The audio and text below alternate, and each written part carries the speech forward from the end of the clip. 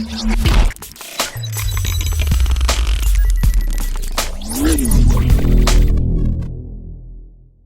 teman-teman, selamat datang di channel Gudang Sejarah.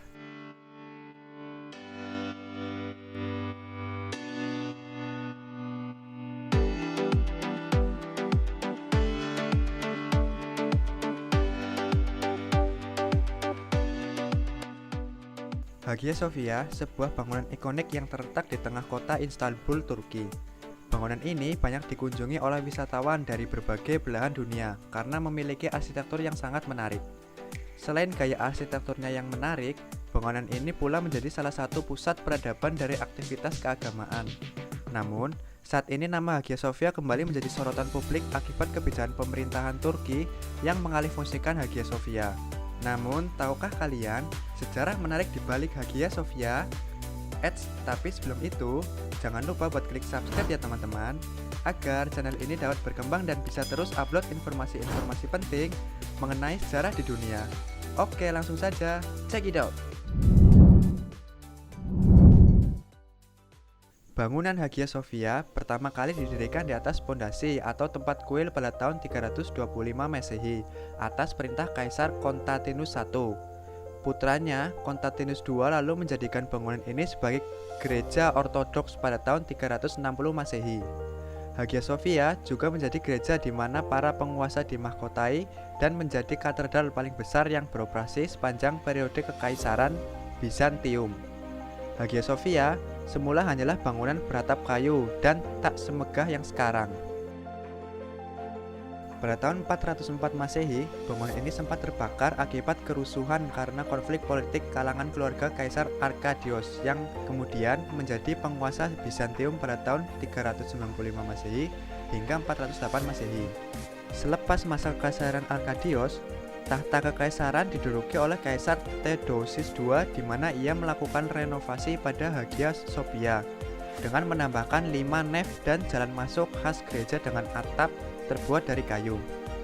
Masa pembangunan Hagia Sophia dilanjut pada masa Justinian I yaitu sekitar 532 Masehi. Perbaikan dilakukan karena Hagia Sophia rusak akibat kerusakan yang terjadi saat revolusi Nika. Setelah kerusuhan yang melanda Konstantinopel, Justinian I memerintahkan arsitek terkenalnya pada masanya, yaitu Isidiros dan Anthemios, untuk mendirikan ulang Hagia Sophia. Pada masa Kaisar Justinian I, inilah yang paling diakui sebagai pondasi awal dari bangunan Hagia Sophia yang sekarang demikian terkenal.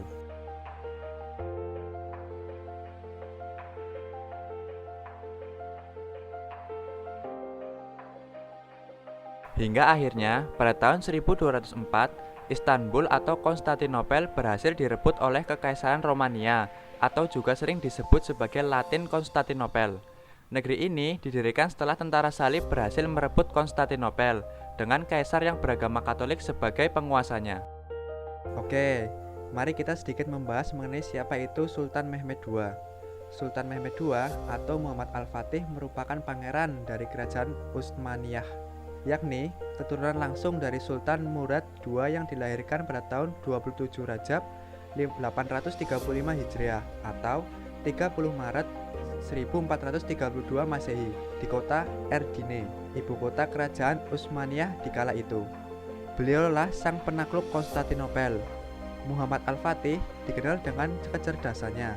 Pada usianya yang relatif muda, yaitu 19 tahun, ia sudah diangkat menjadi pemimpin Kesultanan Utsmaniyah, terbukti dengan kebijakannya yang tidak secara langsung menyerang Konstantinopel.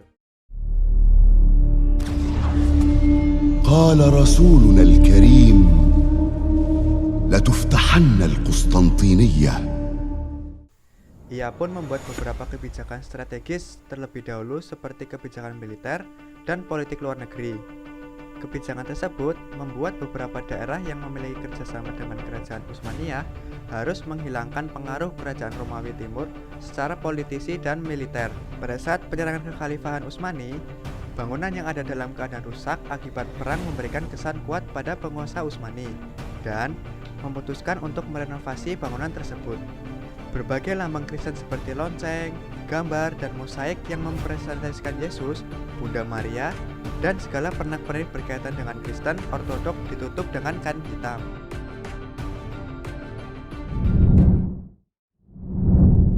Meskipun begitu, keberadaan gereja Kristen Ortodok tetap diakui, sebagaimana dalam sistem Milad Utsmani yang memberikan agama non-Islam kewenangan khusus dalam mengatur urusan keagamaan masing-masing.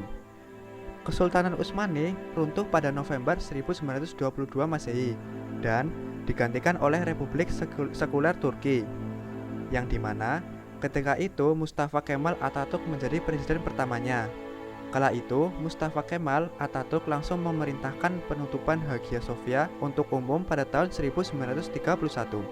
Lalu, dibuka kembali 4 tahun kemudian sebagai museum pada tahun 1935.